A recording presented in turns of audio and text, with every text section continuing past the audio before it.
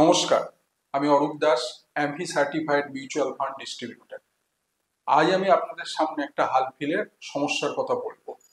মার্কেটের ক্রমাগত পতন, এর ফলে সবাই খুব চিন্তিত। মার্কেট কিন্তু আপস অ্যান্ড ডাউনসেই চলে, কখনো সরলরেখায় চলে না, জিগজ্যাগ ওয়েতে চলে। যখন আপওয়ার্ড মুভমেন্ট থাকে সবাই খুব খুশি, যেই ডাউনওয়ার্ড মুভমেন্ট শুরু হয় সবাই ইনভেস্টাররা প্যানিক করতে থাকে, বলে আজকে আমার ইনভেস্টমেন্ট তুলে নেবো, বন্ধ করে দেবো, এর চেয়ে বাবু ব্যাংকের এফডি ভালো ছিল।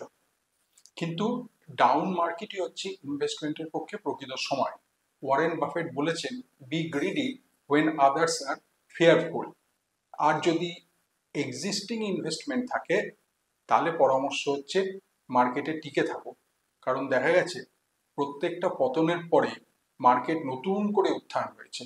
উদাহরণস্বরূপ বলা যায় 2001-এ 9/11 ইউএস অ্যাটাক, মার্কেট পতন হয়েছিল 17 মাস ধরে, কারেকশন হয়েছিল 53%, পরবর্তী 27 মাসে রিকভারি হলো, পোস্ট রিকভারি রিটার্ন দাঁড়ালো 113%। এরপরে 2008-এর global financial crisis, market correction হলো 61%, পোস্ট কারেকশন রিটার্ন হলো 156%। হালফিলের করোনা 2020, মার্কেট কারেকশন হলো 38%, পোস্ট কারেকশন রিকভারি হলো 47%। অর্থাৎ মন্ত্র হচ্ছে correction is temporary but growth is permanent.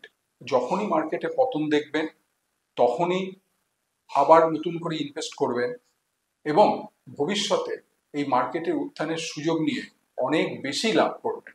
নমস্কার। Mutual fund investments are subject to market risk. Please read the offer document carefully before investing.